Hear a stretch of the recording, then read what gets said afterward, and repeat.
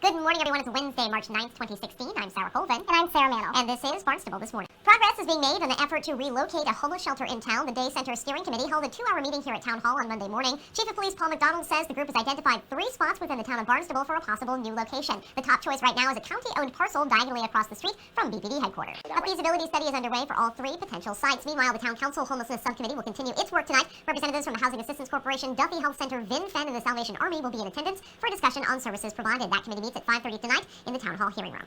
The Town of Barnstable Youth Commission's second annual Substance Abuse Prevention Forum will be held next week at Cape Cod Community College. The 2-day event features a talk from a Barnstable mother and son who dealt firsthand with addiction and a viewing of the locally produced documentary Not Yet, geared at educating youth about making the right decisions. The event kicks off at 5:30 Thursday, March 17th with a community forum. Friday 18th is dedicated to 7th grade. More than 100 residents packed the Barnstable Senior Center yesterday afternoon to hear Representative Bill Keating, Connecticut Congressman John Larson, and Social Security Chief Communications Director Steve Richardson discuss a bill that could make some changes to Social Security. The Social Security 2100 Act, written by Larson, proposes to expand benefits, recalibrate the cost of living index adjustment, and boost the income threshold. Approximately 180,000 people in southeastern Massachusetts receive Social Security benefits. It's time for our Business Barnstable segment, and this week I welcome Cape Cod Chamber of Commerce CEO Wendy Northcross. Wendy, good morning. Good morning. How are you today? I'm doing well. How are you? I'm doing well. So a couple of things, Wendy, I wanted to talk about today. This is a story that came out a couple of weeks ago, and we've talked to several of our guests about this, and that is the plan that kind of came out of nowhere from the state that they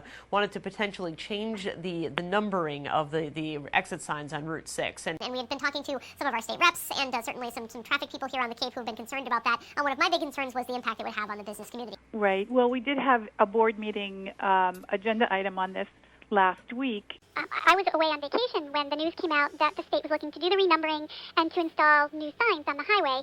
So it was interesting because my cell phone started ringing and the emails started flying and the social media comments were whirring around, and it's like, ooh, this is going to be a hot potato for sure.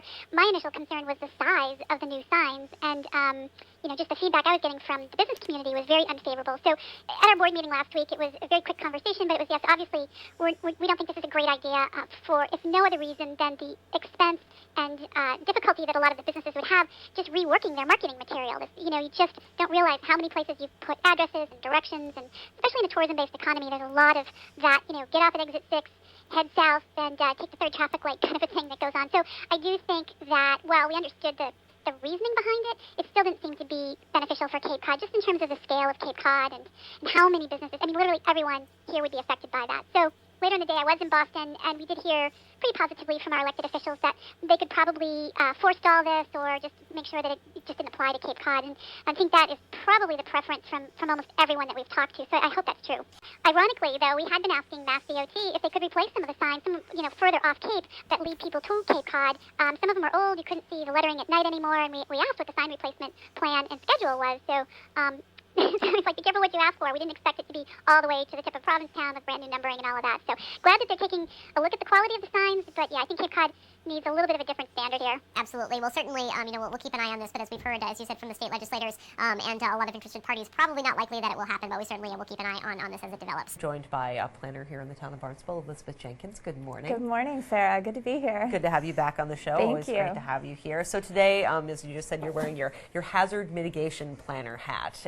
This is something I think that, especially when we are in a coastal community, small place like Cape Cod, super vulnerable to natural disasters. So planning for the future is so very important. So tell us, for those who might not be aware of what hazard mitigation planning is all about, can you give an overview? Sure. Well, our proximity to the water is obviously what makes Cape Cod such a special place, but as you said, it also makes us vulnerable to really a wide range of natural hazards, hurricane, flooding, and then things that we don't think of maybe traditionally, like wildfires even. So hazard mitigation planning kind of takes an opportunity to look at all the potential threats from weather-related natural hazards and the impact it might have on people or property in our community. And I like to think about hazard mitigation planning as blue skies planning. When you kind of look at the whole cycle of kind of disaster planning that happens, I think most people think about, what do we do when a hurricane's coming? What do we do if a hurricane hits? The kind of emergency response. But mitigation planning is, what do we do ahead of time? How do we be proactive and prepare for a disaster that we know might happen?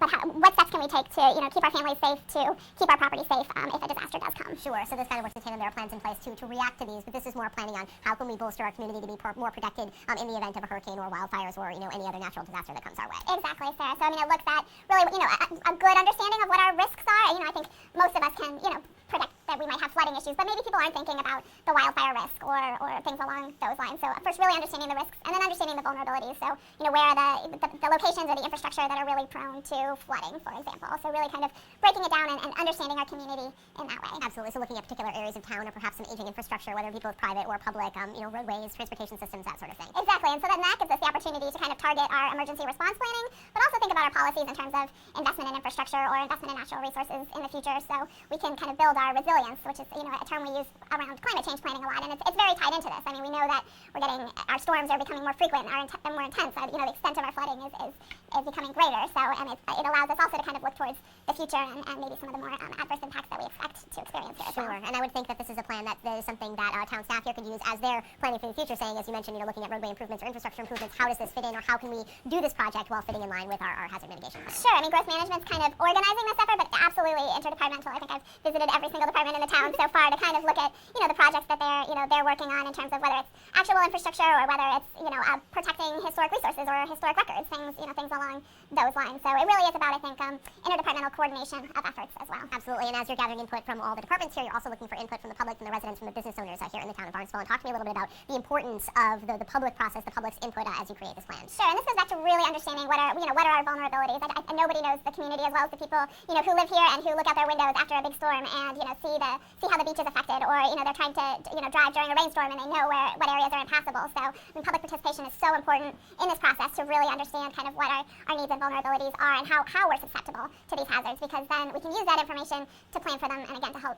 keep people and keep property safe in the future. Great. So one of the ways in which you're working to connect with the community is, of course, online. We have our Barnstable iForum, which people may recall. We just had a pretty widespread discussion about the West Barnstable shooting range, and now there's a couple of topics and a poll actually posted relating to the hazard mitigation plan. So what kind of information are you looking for through this venue? So again, we're looking to understand risks, and I think iForum is a perfect tool for that. We really want to understand what people's experiences are. What have you lived through here in the town of Barnstable? What did you see, and how did it impact you or your property? What are things that maybe we're not thinking of? That people who have experienced disasters here, so we can kind of learn from that. So we're really reaching out to people, to kind of get an understanding of what they experience, whether it's in a heavy rainfall or whether they lived through Hurricane Bob, for example. So that really the wide range of issues. We just want to hear people's stories and be able to incorporate those into our planning process. Absolutely, and then you're also through the poll looking for ways in which people have kind of bolstered themselves and their lives and their property against potential hazards. We're just curious about what resources out there people are using, and then we hope to follow up those questions with one or two additional as we kind of collect this information that says what gathering input on what we can do as a local government to be able to be more responsive to people. I mean, if we see that maybe people aren't taking full advantage of one of the resources that are on the poll, or maybe they don't understand the importance of that. So to be able to do outreach and education for folks who, again, maybe aren't thinking about how a hazard might affect them in the future, or to be able to direct resources in a certain way. Great. Will there be more kind of public meetings or information sessions, listening sessions as the process goes on? We will. We're kind of in an internal process now where we are, again, coordinating with different departments in the town to understand, again, kind of existing policies and existing capacities and capabilities. And then once we get all this kind of initial information collected, we are going to be doing kind of a big public outreach meeting that looks at kind of the results of that and then our potential actions. The idea is to come up with a list of kind of 5-year actions that we can take, again, to kind of improve our safety, improve our resilience. And so, we'll be reaching out, again, to get public input on those actions. What are the priorities? What are most important to people? Great. So what's your time frame for this plan, information gathering, kind of writing it, updating the 2010 plan? And what are you hoping to be all wrapped up with? Pretty quickly, actually. So we have an existing plan. This is just an update. So we have a pretty aggressive timeline. We really hope to bring something forward by June. Oh, great. Okay. So pretty aggressive. Yeah. Is there any place that people can go to find more information about this? Obviously, we'd love to have people go to the iForum to share information, but in terms of looking for any details about the process, or maybe look at the former or the current existing plan. Absolutely. We have a project webpage set up. It's accessible from the Growth Management Department homepage, and there might even be a link on the active projects page, I think, on the town website as well. Great. So just do a search for Barnstable Hazard Mitigation Plan, and I'm sure it'll turn up. You can look at the existing plan.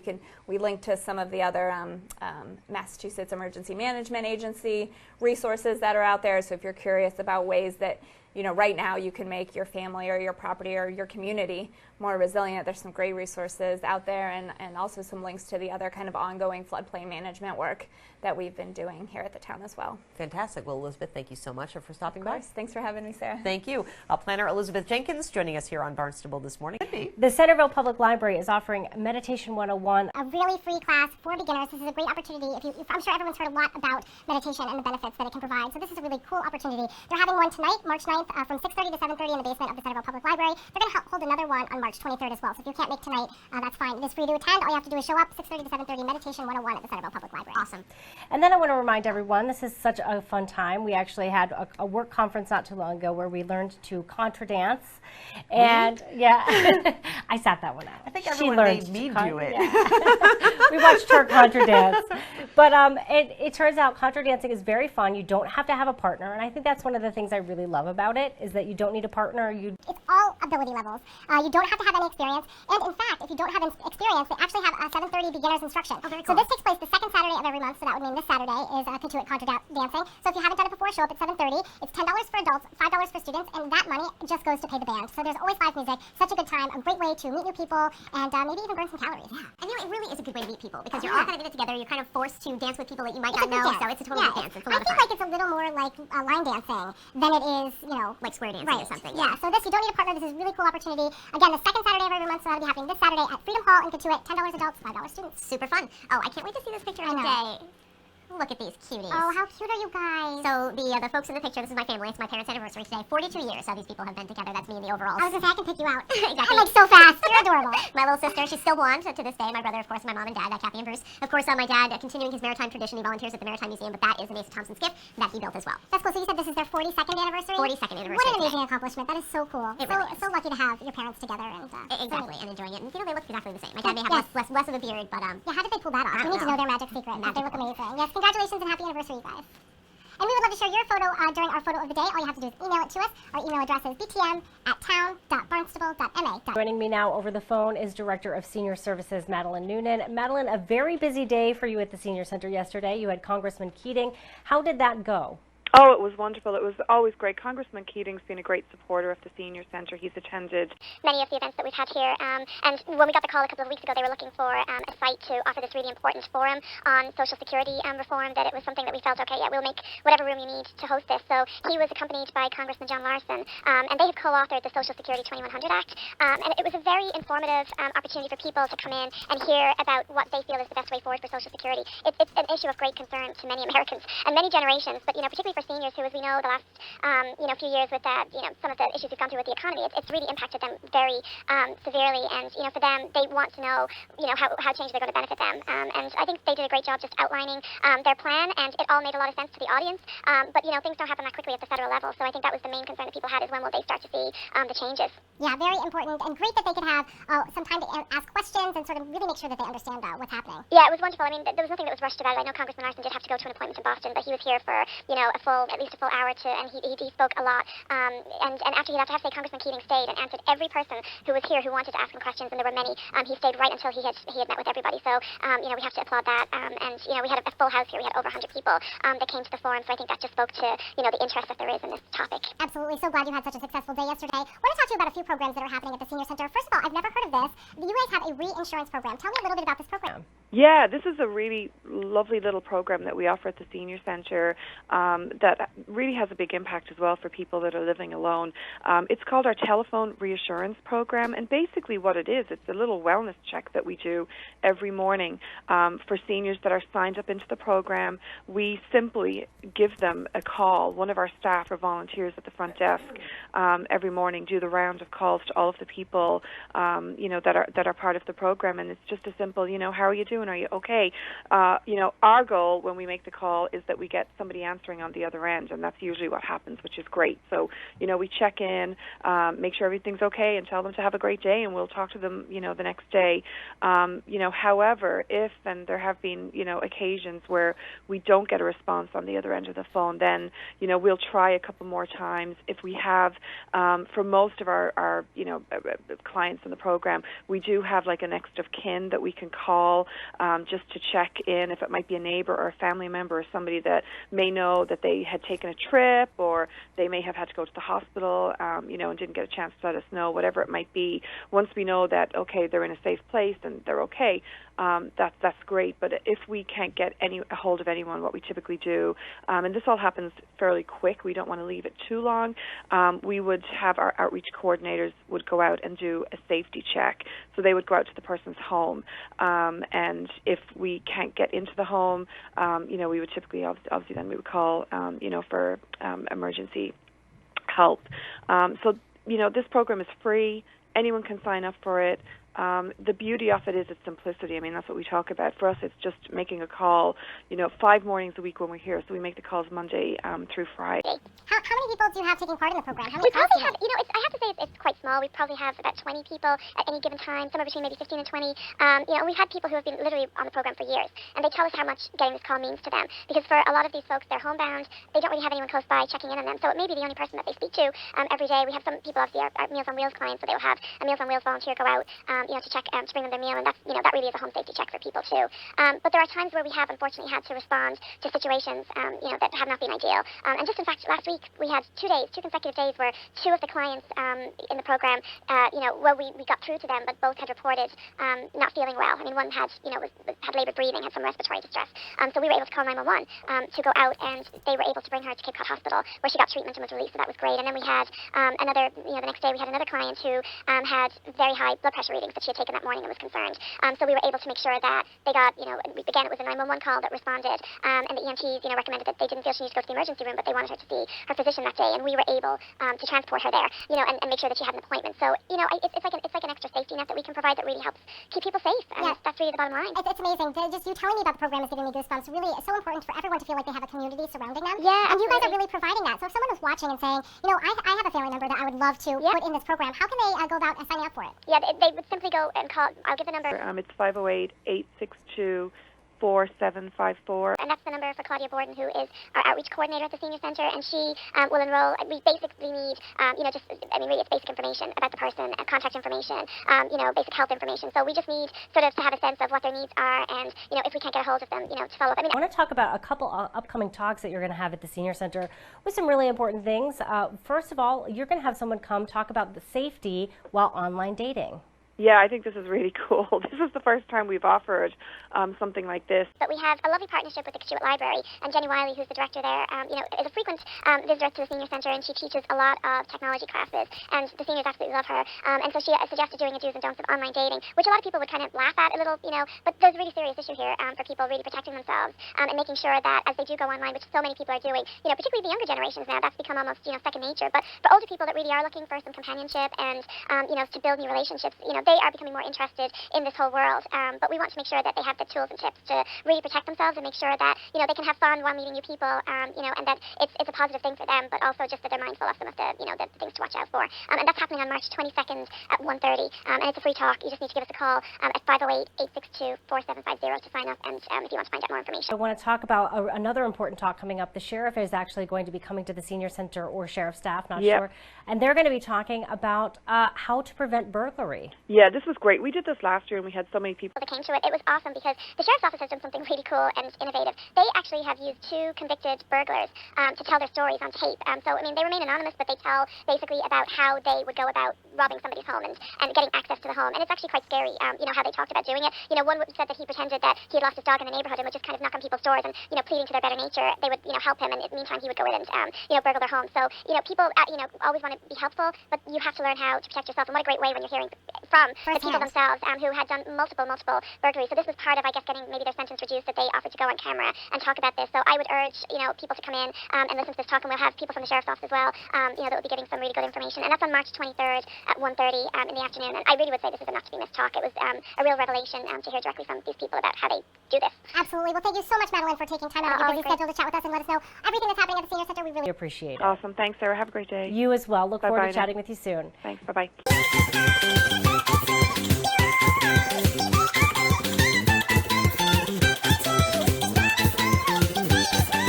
Joining me live on the phone, I welcome our Director of Finance, Mark Milne. Mark, good morning. Good morning, Sarah. How are you today? Pretty well. How are you? I'm doing great. So we are in the thick of fiscal 17 budget preparation. I understand the capital improvement plan has been polished off and sent to the printer. I wanted to talk a little bit today about the budget process and where we are and kind of what's left to do. Sure. As you know, as you said, the capital plan is on its way to the printer. So we'll have those back soon, and those appropriations for that will appear for a first reading on the March March 24th Town Council agenda, and then the public hearings for the capital program will begin on April 7th. In the meantime, we're knee-deep in the operating budget right now, meeting with departments and going over all of their operations and funding requests for fiscal year 17. And so we're having a lot of meetings right now and developing that portion of the budget, which will come forward to the Town Council. The Town Manager will submit the operating budget on May 5th. Great. So for those, if you can, just briefly, for those who may not have been following, can we talk just briefly about the difference between the capital budget and the operating budget? Sure. The capital budget is for major capital expenditures associated with the town's infrastructure, vehicles and equipment, buildings and facilities, and they're more of one-time cost in nature as opposed to recurring operations, which are the direct services provided to the community in the form of public education, police, Department of Public Works. So the difference is really mostly recurring expenditures, which is the operating budget, providing direct services, and one-time large expenditures, which is the capital program. Indeed. Okay. So, do we have a figure that you can reveal yet for the fiscal 17 capital plan, or are we waiting until that's presented to Town Council? No, the capital program, it totals just under $30 million. We're looking at a budget of about $29 million, a little more than $29 million between the general fund operating budget and the enterprise funds. So there's a grand total of 33 projects in total that are being proposed by the Town Manager, and which is about the same dollar amount as what was proposed in fiscal year 16.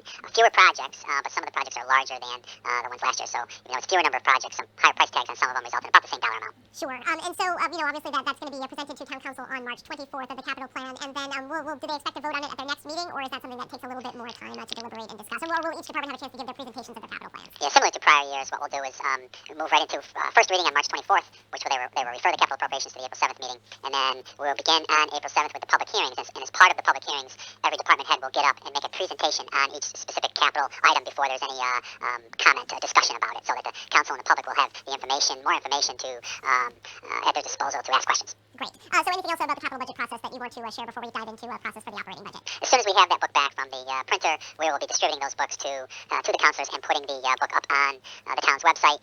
We anticipate on having them back before the March 24th meeting, so we should be able to get those out to councilors earlier, so we'll have more time to review them. Great. And so once those are once those are printed in the hands of councilors, then you'll be able to put it up on the website. And everybody can do that if they want That's to correct. use that document. Right. Great. So talk to me a little bit about where we are in the operating budget. And when Tom Lynch was here on Monday, he did mention that he had a slew of meetings this week talking about the operating budget. So where are we in the process, and what's some of the target dates for that? Yeah, we're meeting, as Tom said, we're meeting with department heads now, going over all of their various requests. We've projected out our fixed cost increases for next year, things for like debt service, employee benefits, and state and county assessments, things like that. We see some significant cost increases coming in the form of employee benefits. The Cape Cod Municipal Health Group has voted a 10% increase in the premiums for health insurance. So health insurance is going to go up 10%. We also have the county retirement assessment has come in at 4.5% more than the previous year. We're looking at our property and casualty insurance, and we're seeing increases. We're projecting increases in those in the policy costs for various property and casualty insurance. We're looking at state and county assessments, which came through on the cherry sheet based on the governor's budget proposal. Now those could change slightly when the House and the Senate bring forward their budget proposals, but we're using the governor's budget proposal, and some of those state and county assessments increase in the range of 2.5% to over 8%. So we're seeing some large fixed cost increases across the board in various categories, but we're also seeing some good healthy revenue growth, particularly in Chapter 78. Based on the governor's budget, we're seeing a 10% increase in Chapter 78, which is about $900,000 over the current year. And Chapter 78 funds our schools, correct? Yeah, Chapter 78 is for education, and it's based on a formula that the state has come up with that they've been using for over 20 years now. And due to a change they made in that formula for fiscal year 17, Barnstable made out very well, and this is one of the largest increases we've seen in Chapter 78, which is timely due to the significant fixed cost increases that we're experiencing. Absolutely. So, Mark, when are you anticipating that the operating budget will be presented to Town Council and ready for public consumption? We have it on the calendar for the Town Manager to present his proposal Thursday, May 5th to the Town Council. So that's when we will have it available for the general public as well. And then we will begin public hearings in June. June 2nd will be the first public hearing on the recommended budget. And of course, that all needs to get wrapped up by the end of June because fiscal 17, I can't believe I'm saying that, begins on July 1st. That is just not far away. No, not far away at all. It'll be beautiful and warm. We'll all be on the beach. We love it. I hope so. Indeed. Well, Margaret, thank you so much for joining us, and we'll check in with you again next week. Have a great day. You too, Sarah. All right, bye-bye. Show. For now, I'm Sarah Colvin. And I'm Sarah Mantle. Thank you all so much for